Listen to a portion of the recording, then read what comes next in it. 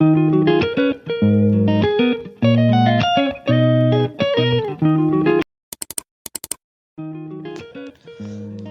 को जय मसीह की। क्या बाइबल में परमेश्वर ने मांस खाने को मना किया है?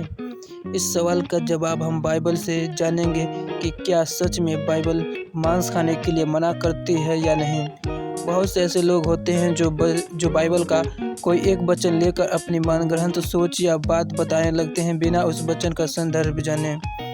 बाइबल पढ़ने का नियम होता है जो बाइबल को समझने के लिए हम उसे उसके संदर्भ में पढ़ते हैं।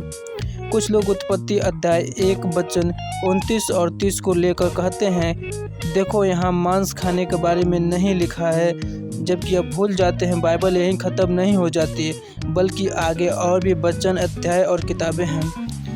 अब इसको हम समझते हैं। उत्पत्ति अध्याय 1 वचन 29 और 30 में मांस खाने का उल्लेख क्यों नहीं है। नंबर 1, उत्पत्ति अध्याय 1 वचन 29 और 30 में मांस जैसा शब्द ही इस्तेमाल नहीं हुआ है, अर्थात इन वचनों में मांस खाने को कहीं मना किया ही नहीं गया है। नंबर 2, परमेश्वर ने 6वें दिन ही सारे जानवरों को उत्पन्न किया और 6वें दिन ही नर और नारी करके मनुष्यों की सृष्टि की। उत्पत्ति अध्याय 1 वचन 25 हम पढ़ते हैं जहाँ इस प्रकार परमेश्वर ने पृथ्वी की सारी जाति के वन पशुओं को और जात जात के घरेलू पशुओं को और जात जाति के भूमि पर सब रेंगने वाले जंतुओं को बनाया और परमेश्वर ने देखा अच्छा है। तब परमेश्वर ने यहाँ पर अलग अलग जाति के जानवर बनाए। जैसे हम एक जाति को जानवर नर और मादा अर्थात बकरी और बकरा को ले लेते हैं और 6वें दिन ही इंसान अर्थात आदम इस बकरा या बकरी में से किसी एक को या दोनों को मार देता है या मारकर खा जाता है तो इस जाति का अस्तित्व खत्म हो जाता है।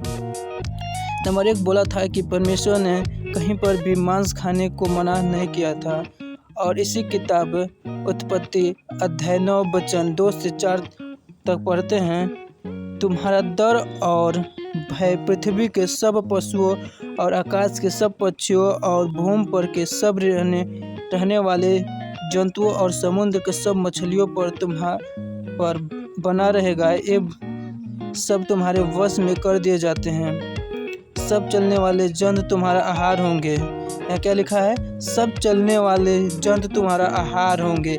जैसा तुमको हरे हरे छोटे पेड़ दिए थे वैसे ही अब सब कुछ देता हूँ, पर मांस को प्राण समेत अर्थात लहू समेत मत खाना। इन सब वचनों से स्पष्ट होता है कि परमेश्वर ने शुरू में कुछ समयों या दिनों के लिए छोटे छोटे पेड़ व फल खाने के लिए कहा था, लेकिन उसके बाद मांस भी खाने का आदेश दिया। कंडीशन यह रखा कि मांस को लहू के साथ मत खाना बल्कि उसे अच्छे से धोकर या साफ करके खाना। अब नया नियम से देख लेते हैं खाने के विषय में यीशु से संबंधित बातें।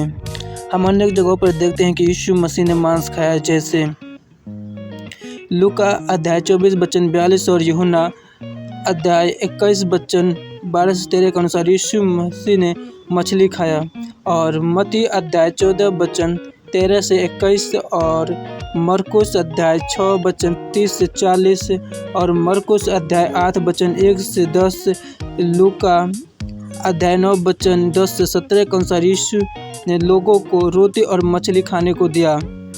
मरकुस अध्याय 7 वचन 14 से 19 में देखते हैं, तब उसने लोगों को अपने पास बुलाकर उनसे कहा, तुम सब मेरी सुनो और समझो, ऐसी कोई वस्तु नहीं जो मनुष्य में बाहर से समाकर अशुद्ध करे, परंतु जो वस्तुएं मनुष्य के भीतर से निकलती हैं वे ही उसे अशुद्ध करते हैं।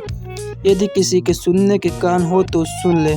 जब वह भीड़ के पास से घर में गया तो उसके चेलों ने इस दृष्टांत के विषय में पूछा। उसने उनसे कहा, क्या तुम भी ऐसे नासमझ हो? क्या तुम नहीं समझते कि जो वस्तु बाहर से मनुष्य के भीतर जाती है वह उसे अशुद्ध कर सकती है, क्योंकि वह उसके मन में नहीं परंतु पेट में जाती है और संदास में निकल जाती है। यह कहकर उसने सब भोजन वस्तुओं को शुद्ध ठहराया।